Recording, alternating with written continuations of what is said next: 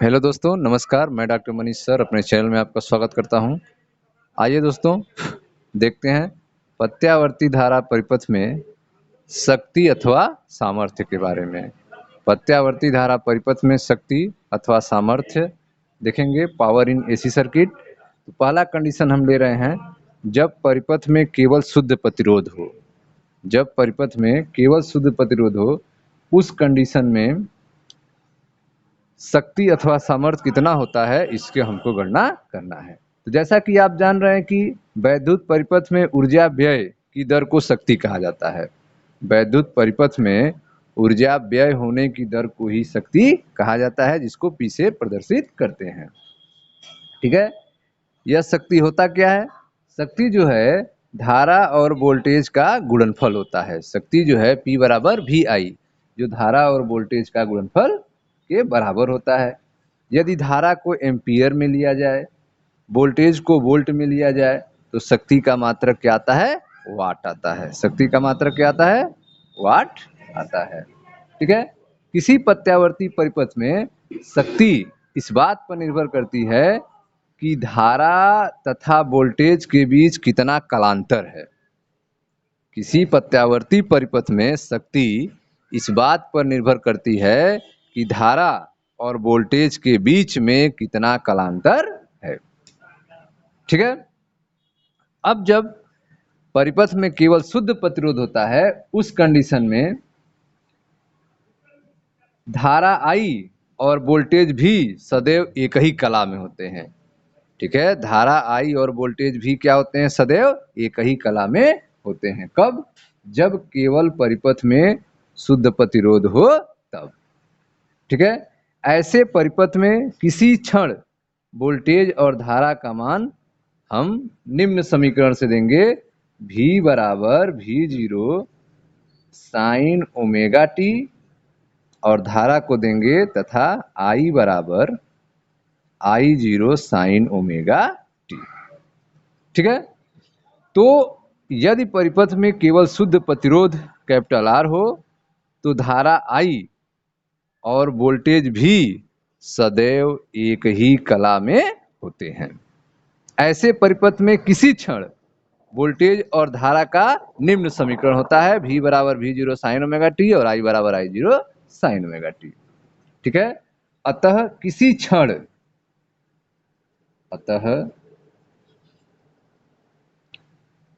क्षण परिपथ में शक्ति, किसी क्षण परिपथ में शक्ति क्षय। ठीक है, किसी क्षण परिपथ में शक्ति क्षय कितनी होगी? तो शक्ति क्षय P बराबर V इंटू आई। P बराबर V इंटू आई। मान रखें V का मान V0 साइन ओमेगा टी, और इंटू I का मान I0 साइन ओमेगा टी। ठीक है, अब इसको आप लिख सकते हैं P बराबर V0 I0 और साइन ओमेगा टी, क्या लिख सकते हैं? Sign square omega T. ठीक है, P बराबर V0 I0 sine square omega T. आप जानते हैं कि एक पूरी साइकिल के लिए, ठीक है, एक पूरी साइकिल के लिए साइन स्क्वायर ओमेगा टी का औसत मान, एक पूरी साइकिल के लिए साइन स्क्वायर ओमेगा टी का औसत मान कितना होता है? 1/2 होता है। ठीक है, एक पूरी साइकिल के लिए साइन स्क्वायर ओमेगा टी का औसत मान 1/2 होता है। ठीक है, अतः एक पूरी साइकिल के लिए परिपथ में औसत शक्ति क्षय कितनी होगी? अतः एक पूरी मतलब कंप्लीट साइकिल के लिए परिपथ में औसत शक्ति क्षय, ठीक है, एक पूरी साइकिल के लिए परिपथ में औसत शक्ति 6 पी बार, पी औसत बराबर साइन स्क्वायर ओमेगा टी का वैल्यू क्या हो गया 1/2 V0 I0, ठीक है, V0 I0। तो एक पूरी साइकिल के लिए परिपथ में औसत शक्ति 6 P औसत बराबर 1/2 V0 I0। ठीक, अब इसको ऐसे भी लिख सकते हैं, बार P बराबर V0 बटे करड़ी में 2 इंटू I0 बटे कड़ी में 2, क्योंकि कड़ी में 2 कड़ी में 2 कड़ी में 4 हो जाएगा और कड़ी में 4 का वर्गमूल 2 हो जाएगा, फिर वही आ जाएगा। अब यहाँ पे देखें V0 बटे कड़ी 2 को क्या कहते हैं, VRMS कहा जाता है, पीछे हमने बताया है आपको। और I0 बटे कड़ी में 2 को क्या कहते हैं, IRMS कहा जाता है। ठीक है, तो इस तरह से एक पूरी साइकिल के लिए परिपथ में औसत शक्ति 6 P बार बराबर VRMS into IRMS, VRMS into IRMS वाट होता है। कब, जब परिपथ में केवल शुद्ध प्रतिरोध हैं। उस कंडीशन में एक पूरी साइकिल के लिए परिपथ में औसत शक्ति 6 बार P बराबर VRMS IRMS वाट होता है। ठीक है, अतः एक शुद्ध प्रतिरोध वाले प्रत्यावर्ती धारा परिपथ में औसत शक्ति 6 RMS वोल्टेज तथा RMS धारा के गुणनफल के बराबर होता है। ठीक है, ग्राफ अगर बनाया जाए इसका तो क्या होगा, ग्राफ अगर आप खींचेंगे इसका,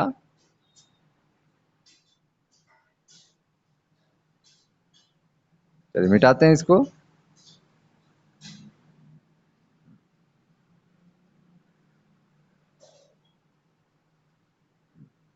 ग्राफ अगर हम खींचें प्लस माइनस, ठीक है, पहले हम विभव का ग्राफ 0 से स्टार्ट करते हैं, यह आपका विभव का ग्राफ हो गया।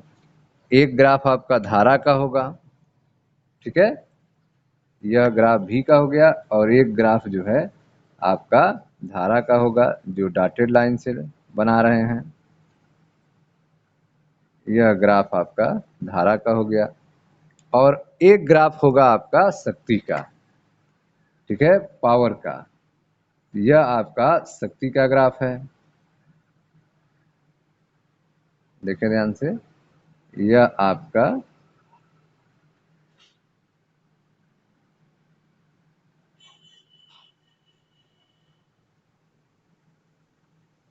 ठीक है, यह आप जो ग्राफ देख रहे हैं यह आपकी इस ग्राफ शक्ति की है। यह ग्राफ हो गई आपकी P की, यह आपका है V का, और यह है डॉटेड लाइन से जो बना हुआ है वह ग्राफ है आपका I का। ठीक है, यह समय t।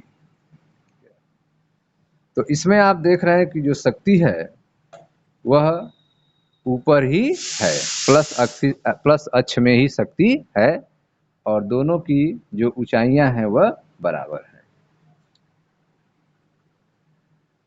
ठीक है, पहले वाली जो है थोड़ा सा ज्यादा ऊंचा है, उससे थोड़ा कम दूसरा वाला है। ठीक है, यह जो है इसका, यह थोड़ा ज्यादा ऊंचा है और यह उससे थोड़ा कम है। इस तरह से इसमें शक्ति क्षय होगा। अब आते हैं दूसरा कंडीशन लेते हैं, एक दूसरी स्थिति लेते हैं।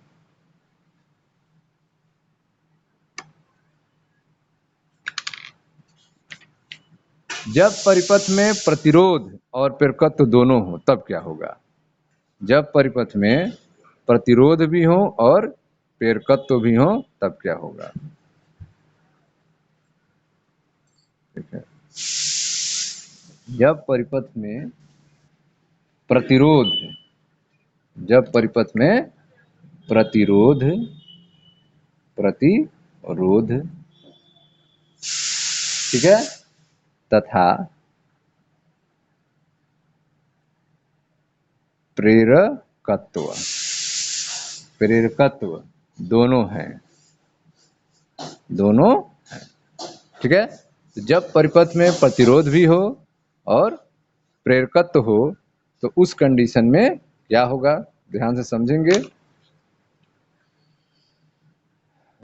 यदि परिपथ में प्रतिरोध कैपिटल आर और प्रेरकत्व यल है तो धारा आई जो होगी वह वोल्टेज भी से कला में फाई कोण से पश्चगामी होती है। धारा आई जो होगी वह वोल्टेज भी से क्या होगी, कला में फाई कोण से पश्चगामी होगी। ठीक है, तो यदि परिपथ में प्रतिरोध आर तथा प्रेरकत्व एल, ठीक है, प्रतिरोध आर तथा प्रेरकत्व एल है तो धारा आई वोल्टेज भी से कला में फाई कोण से पश्चगामी, कला में फाई कोण से पश्चगामी होती है। ठीक है, कला में फाई कोण से पश्चगामी होती है, जहां टेन फाई बराबर क्या होता है, ओमेगा एल बटे आर होता है। टेन फाई बराबर ओमेगा एल बटे आर होता है। ठीक है, तो यदि परिपथ में प्रतिरोध आर तथा प्रेरकत्व यल है तो धारा आई जो है वह वोल्टेज भी से कला में फाई कोण पश्चगामी होती है और टेन फाई बराबर ओमेगा एल बटे आर होता है। ठीक है, ऐसे परिपथ में किसी समय वोल्टेज भी और आई का मान हम कैसे देते हैं। ठीक है, तो ऐसे परिपथों के लिए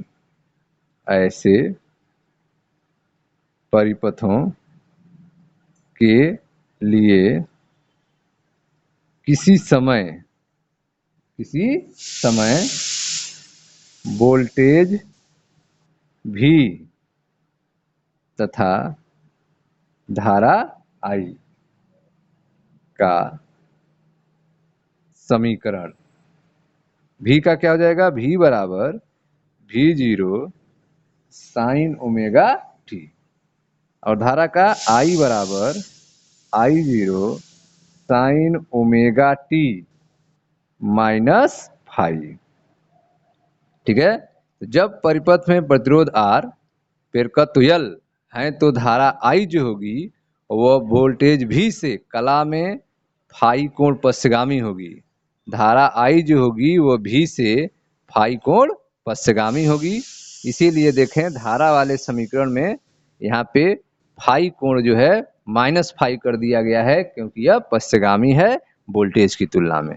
तो V बराबर V0 साइन ओमेगा टी और धारा I बराबर I0 sine omega t minus five. ठीक है, अतः किसी क्षण परिपथ में शक्ति क्षय, किसी क्षण परिपथ में शक्ति क्षय। ठीक है, तो किसी समय परिपथ में शक्ति क्षय कितना होगा, तो P बराबर भी आई।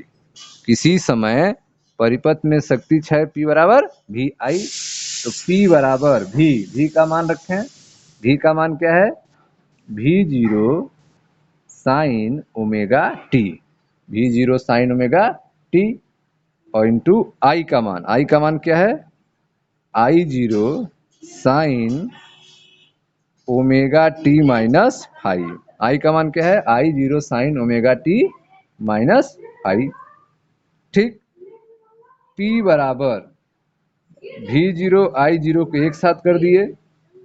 ठीक है, और यह आपका साइन ओमेगा टी, यह बच गया आपका sine omega t minus five, sign omega t minus five. ठीक है, अब जो है यहाँ पे हम एक फार्मूला लगाएंगे। ठीक है, यहाँ पे एक फार्मूला लगाया जाएगा, ध्यान से समझिएगा उस फार्मूला को। साइन ए माइनस बी, फार्मूला क्या होगा? साइन ए माइनस बी, साइन ए माइनस बी, जिसे कहते हैं यह बराबर होता है sign A cos B minus cos A sine B के। ठीक है, साइन ए माइनस बी बराबर क्या होगा? Sign A cos B minus cos A sine B. ठीक है, तो साइन ए माइनस बी क्या होगा?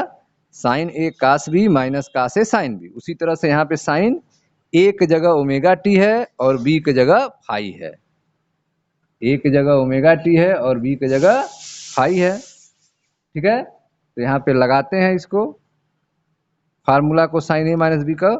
यहाँ क्या हो जाएगा आपका? साइन ए मतलब ओमेगा टी। ठीक है, और साइन ए कास बी मतलब फाई, कास फाई।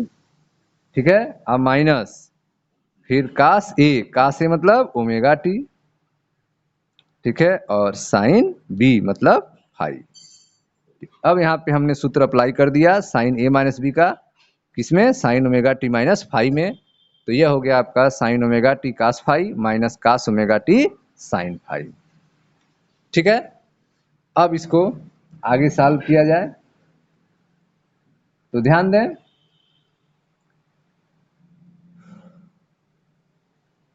P बराबर V0 I0, V0 I0। अब यहाँ पे साइन ओमेगा टी, यहाँ पे है साइन ओमेगा टी है। ठीक है, तो हम गुणा कर दे रहे हैं साइन ओमेगा टी का इस साइन ओमेगा टी से, इसमें इसका गुणा करेंगे तो क्या होगा? गुणा करने पे तो हो जाएगा आपका sine square omega t cos phi, cos phi. ठीक है, इस साइन ओमेगा टी का इसमें हमने गुणा कर दिया तो क्या हो गया? Sine square omega t cos phi, sine square omega t cos phi. अब यहाँ पे ठीक है, यहाँ पे जो फैक्टर बचे हुए हैं cos omega t sine phi, ठीक है, इसमें भी गुणा होगा, इसमें भी गुणा होगा। ठीक है, तो इसमें भी गुणा करें तो minus sine omega t cos omega t into sine phi. ठीक है, यहां तक सबको आया समझ में? क्या किया गया है इसमें? साइन ओमेगा टी का अंदर गुणा किया गया है। तो साइन ओमेगा टी का जब इसमें हमने गुणा किया तो sine square omega t cos phi हो गया, और फिर माइनस, और फिर इसमें गुणा किया तो sine omega t cos omega t sine phi हो गया। ठीक, अब यहाँ पे ध्यान देने की बात यह है, यहाँ पे हम 2 से गुणा करेंगे और 2 से भाग देंगे, 2 से गुणा करेंगे और 2 से भाग देंगे। ठीक है, एक हमारा उद्देश्य है उसको पूरा करना है, फार्मूला हमको लगाना है। कौन सा फार्मूला? देखें ध्यान से, यहाँ पे हम एक फार्मूला अप्लाई करेंगे। ठीक है, 2 sine A cos A, 2 sine A cos A, 2 sine A cos ए, जो बराबर कितना होता है? साइन 2a के, साइन 2a। फार्मूला अप्लाई क्या होगा? फार्मूला यहाँ पे अप्लाई किया जाएगा 2 साइन ए कास ए, जो बराबर होगा साइन 2a के। तो यहाँ पे देखें ध्यान से, 2 साइन ए कास ए, तो यहाँ पे हमको 2 लाना है, तो 2 से गुणा 2 से भाग करेंगे तो यहाँ पे हो जाएगा। तो P बराबर V0 I0 sine square omega t cos phi minus, ठीक है, 2 से गुणा और 2 से भाग, तो 1/2 इंटू 2, ठीक है ना, 2 से गुणा 2 से भाग ऐसे लिख सकते हैं। और यहाँ हो गया आपका sine omega t cos omega t into sine phi.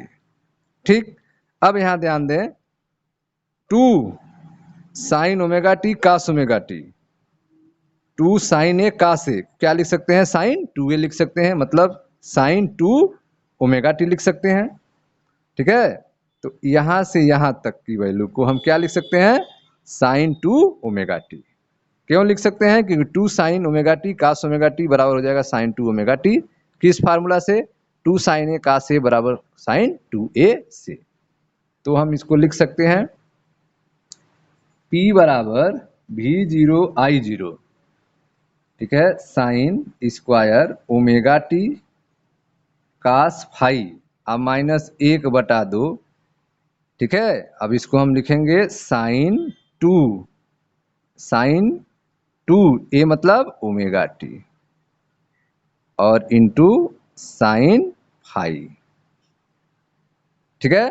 तो हमारा जो किसी समय परिपथ में शक्ति 6 है, किसी समय परिपथ में शक्ति 6 है, वह जो है कितना हो गया, तो ध्यान दें, P बराबर V0 I0 sine square omega t cos phi, ठीक है, sine square omega t cos phi minus 1/2 sine 2 omega t sine phi, ठीक है। Sine square omega t cos phi ये आपका ब्रैकेट में है, ठीक है, ये सब ब्रैकेट में ही रहेंगे, V0 I0 अलग किया गया था। अब इसके आगे ध्यान दें, साइन स्क्वायर ओमेगा टी एक पूरी साइकिल के लिए कितना होता है, 1/2 होता है। यहां जो आप देख रहे हैं साइन स्क्वायर ओमेगा टी है, दिख रहा है कहां पे है साइन स्क्वायर ओमेगा टी, यह जो है साइन स्क्वायर ओमेगा टी यहाँ पे है साइन स्क्वायर ओमेगा टी, इसकी जगह पे एक पूरी साइकिल के लिए क्या होता है, 1/2 होता है। तो साइन स्क्वायर ओमेगा टी एक पूर्ण, ठीक है, एक पूर्ण साइकिल के लिए क्या होता है, 1/2 होता है। साइन स्क्वायर ओमेगा टी एक पूर्ण साइकिल के लिए 1/2 होता है। और साइन 2 ओमेगा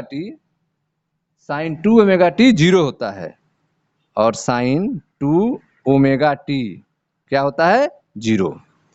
एक पूर्ण साइकिल के लिए साइन स्क्वायर ओमेगा टी होता है 1/2 और साइन 2 ओमेगा टी क्या होता है, 0। तो यहाँ पे जो साइन 2 ओमेगा टी आया है, ठीक है, साइन 2 ओमेगा टी वह क्या होता है, 0, और साइन स्क्वायर ओमेगा टी, ठीक है, साइन स्क्वायर ओमेगा टी क्या होता है, 1/2। अब यहाँ पे मान उसको हम रखेंगे, ठीक है, तो ध्यान दीजिएगा, मान रख रहे हैं, यही लिख दे रहे हैं, P बराबर V0 I0, P बराबर V0 I0 और साइन स्क्वायर ओमेगा टी की वैल्यू क्या होगी, 1/2 और कास फाई,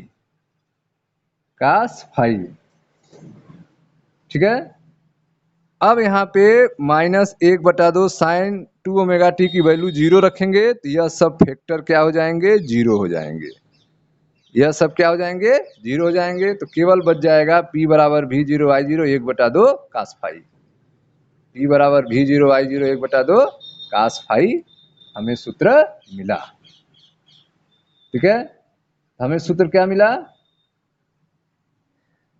औसत शक्ति 6 साइन स्क्वायर ओमेगा टी एक पूर्ण साइकिल के लिए 1/2 होता है, साइन स्क्वायर ओमेगा टी एक पूर्ण साइकिल के लिए 1/2 होता है, और साइन 2 ओमेगा टी क्या होता है, 0 होता है।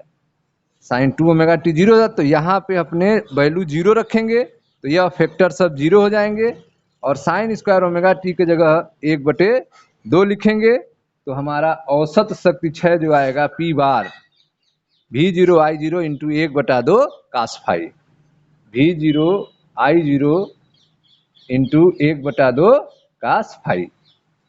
ठीक है, इसको ऐसे भी लिख सकते हैं। अब थोड़ा सा मिटाना पड़ेगा।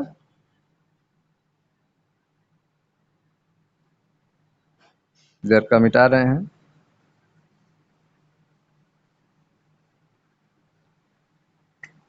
हाँ, औसत शक्ति क्षय बार P बराबर 1/2 आगे कर दे रहे हैं, 1/2 V0 I0 cos फाई बार P बराबर औसत शक्ति क्षय बराबर 1/2 V0 I0 cos फाई। ठीक है, 1/2 को हम कैसे लिख सकते हैं? औसत शक्ति क्षय बार P बराबर हम लिख सकते हैं V0/√2 into I0/√2 cos phi. ठीक है, जो 2 है इसको अंडर रूट लिख सकते हैं। तो औसत शक्ति क्षय बार P बराबर V0/√2 into I0/√2 cos phi. अब यहाँ पे औसत शक्ति क्षय बार P बराबर V0/√2 क्या होता है? VRMS और I0/√2 क्या होता है? IRMS cos phi. तो हमारा औसत शक्ति क्षय क्या आ गया? औसत शक्ति क्षय आ गया बार P बराबर VRMS IRMS cos phi, VRMS IRMS cos phi. यहाँ पे जो cos फाई आया है उसको परिपथ का शक्ति गुणांक कहा जाता है। cos फाई को क्या कहते हैं? परिपथ का शक्ति गुणांक कहते हैं। ठीक है, तो इस तरह से आपने देखा जब परिपथ में प्रतिरोध और प्रेरकत्व दोनों हों तो औसत शक्ति क्षय बार P बराबर VRMS IRMS cos फाई होता है। ठीक है, कैसे होता है? तो इसके लिए आपने P बराबर VI में सूत्र रखा है। ठीक है, V का और I का, V0 साइन ओमेगा टी और I का I0 sine omega t minus phi, और इसको सॉल्व करके आपने यह फार्मूला निकाला।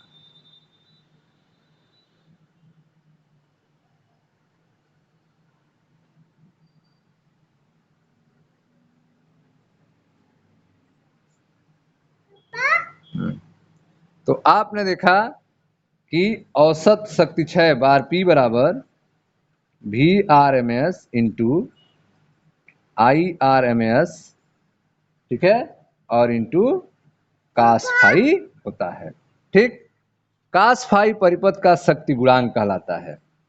cos फाई जो है, cos फाई इसे क्या कहते हैं? परिपथ का शक्ति गुणांक। परिपथ का क्या कहते हैं? शक्ति गुणांक कहते हैं। किसको? cos फाई को पावर फैक्टर कहा जाता है इसको। ठीक है, इसे पावर फैक्टर कहा जाता है cos फाई को। ठीक है, इसका मान जो है परिपथ की प्रकृति पर निर्भर करता है। इसका मान किस पर निर्भर करता है? परिपथ की प्रकृति पर निर्भर करता है। cos फाई का मान परिपथ की प्रकृति पर, अर्थात परिपथ में उपस्थित अवयव जैसे कि प्रतिरोध, धारिता, प्रेरकत्व पर निर्भर करता है। ठीक, परिपथ में विभवांतर भी तथा धारा I के बीच कलांतर फाई, परिपथ में विभवांतर भी तथा धारा I के बीच कलांतर फाई के कोसाइन को परिपथ का शक्ति गुणांक कहते हैं। ठीक है, कोसाइन मतलब cos फाई। परिपथ में विभवांतर भी तथा धारा I के बीच कलांतर फाई के कोसाइन को परिपथ का शक्ति गुणांक कहते हैं। आप जानते हैं कि यदि परिपथ में प्रेरकत्व L और प्रतिरोध R है तब प्रत्यावर्ती वोल्टेज V और धारा के बीच कलांतर फाई के लिए सूत्र क्या होता है? tan फाई बराबर ओमेगा L/R होता है।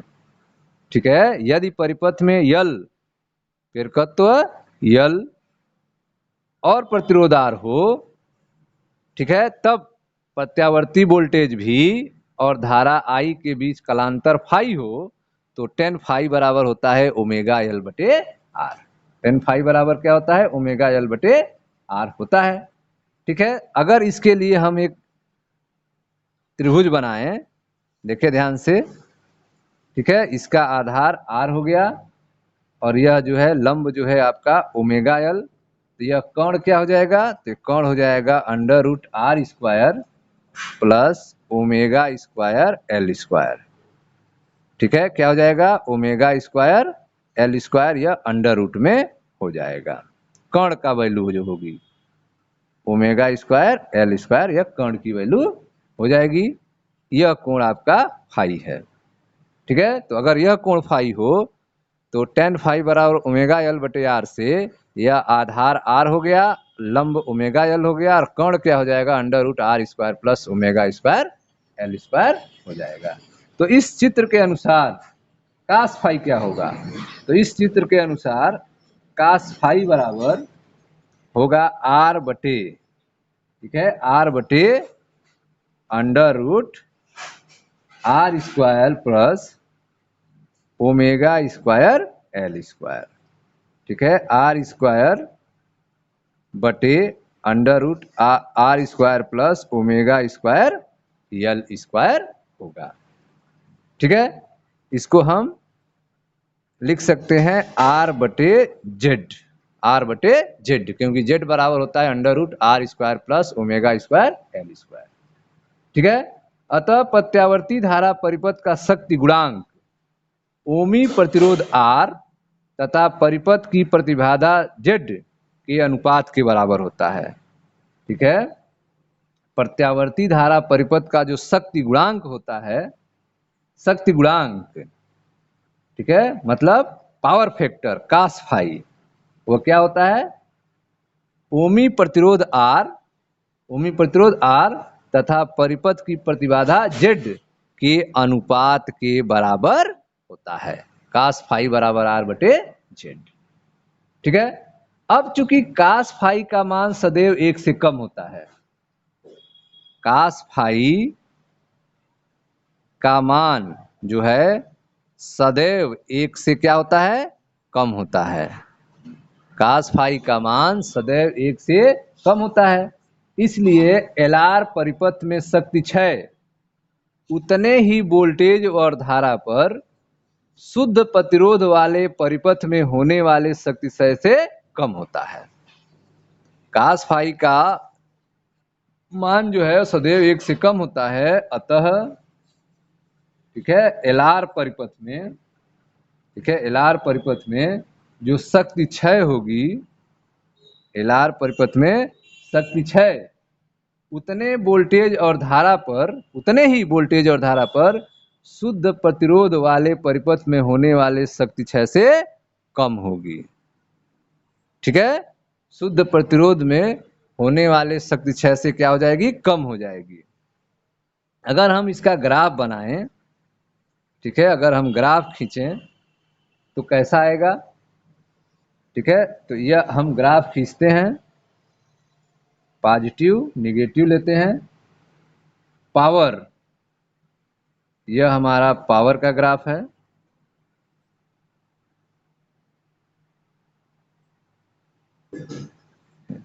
अब यहां देख रहे हैं कि जो आपका जब शुद्ध प्रतिरोध था उस समय जो ग्राफ था उसमें P का मान ऊपर ही था। जो आप ग्राफ देखे होंगे वो P का मान हमेशा ऊपर ही रहता था, ठीक है ना, लेकिन यहाँ पर नीचे भी आ रहा है, माइनस में भी आ रहा है। ठीक है, इसमें आप देख रहे हैं कि माइनस में भी आ रहा है। अब जो है V का ग्राफ अगर खींचें, V का ग्राफ, तो यह 90 डिग्री, ठीक है, यह V का ग्राफ जो होगा वह 90 डिग्री नीचे से चलेगा।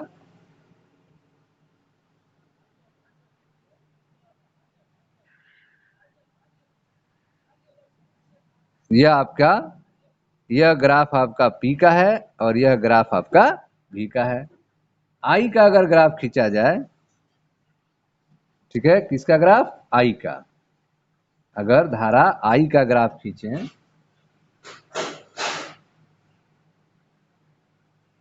तो डॉटेड लाइन से ग्राफ खींचते हैं आई का,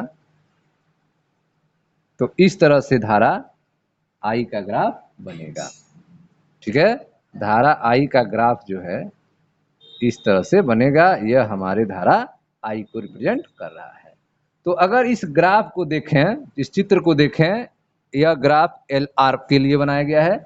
एल आर परिपथ के लिए धारा आई, विभव भी और शक्ति क्षय P के वक्र को ध्यान से देखें तो शक्ति क्षय वाले P वक्र में धन लूपों का क्षेत्रफल, जो धन लूपों का क्षेत्रफल है, ठीक है, ऋण लूपों के क्षेत्रफल से अधिक है। ऋण में केवल इतना ही क्षेत्रफल है, ऋण में केवल इतना ही एरिया है, लेकिन धन वाले में ज्यादा एरिया है।